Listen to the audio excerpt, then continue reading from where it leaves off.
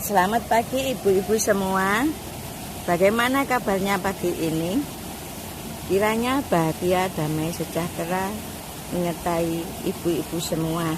Sebelum kita membaca dan merenungkan firman Tuhan, mari kita berdoa.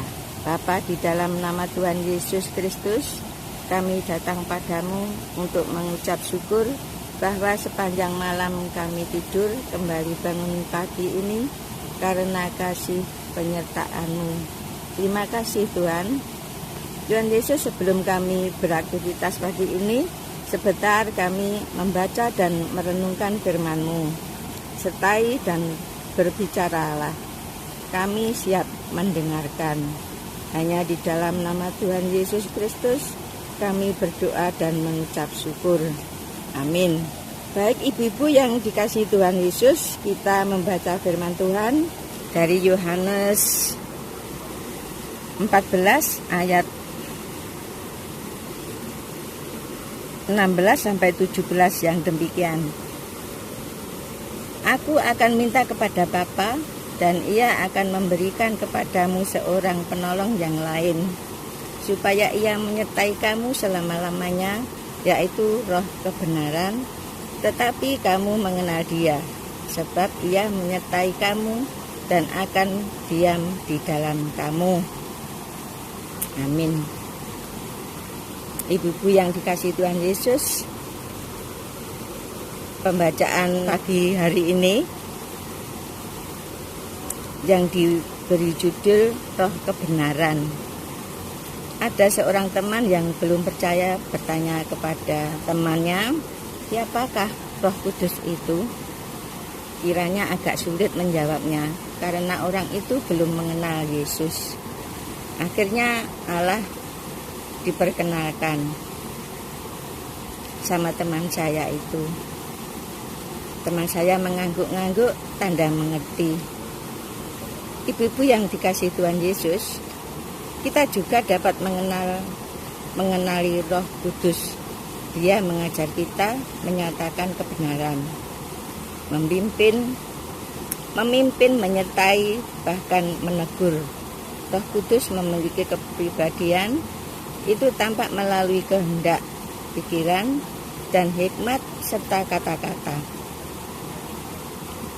Paulus berkata, dan karena kami menafsirkan hal-hal yang rohani kepada mereka yang mempunyai roh, kami berkata-kata tentang karunia-karunia Allah dengan perkataan yang bukan diajarkan kepada kami oleh hikmat manusia, tetapi oleh roh. Di dalam 1 Korintus 2 ayat 13, Roh Kuduslah yang mengajarkan perkataan Allah kepada manusia, dan bukan oleh hikmat manusia, melainkan hikmat ilahi. Roh Kudus dikenal dengan berbagai nama, yaitu Roh Allah, Roh Tuhan, Roh Kristus, Roh kebenaran, dan semuanya yang menyatakan hakikat keilahiannya. Roh Kudus dapat merasakan sesuatu seperti didustai, ditolak, ditaati, atau difitnah atau didukakan. Ibu-ibu yang dikasihi Tuhan Yesus, tak dapat dipungkiri bahwa di dalam kehidupan selalu akan ada tantangan, kesulitan, dan penderitaan yang bila dirasakan terlalu berat akan membuat kita meragukan kasih dan kesetiaan Tuhan. Tantangan, kesulitan, dan penderitaan pada akhirnya bisa menggeser iman pengharapan kita dari Injil Kristus, menggeser posisi kita sebagai anak-anak Tuhan, menggeser ketergantungan kita kepada Allah Bapa, dan menggeser prioritas hidup kita. Yaitu satu-satunya hal yang bisa kita lakukan supaya tetap teguh dan tidak bergeser adalah dengan terus mendengar suaranya, tetap fokus pada rencana Tuhan, dan bertekun dalam iman.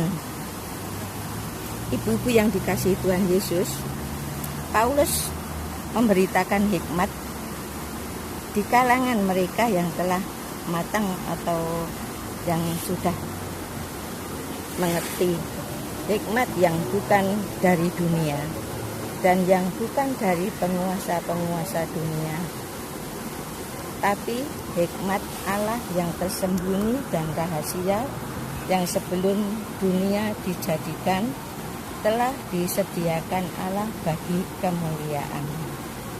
Bila kita tertekan sendirian, menderita kesesakan oleh karena aniaya, fitnah, dan lain-lainnya, Yesus berjanji akan memberikan seorang penolong, yaitu Roh kebenaran yang tak pernah meninggalkan kita. Amin.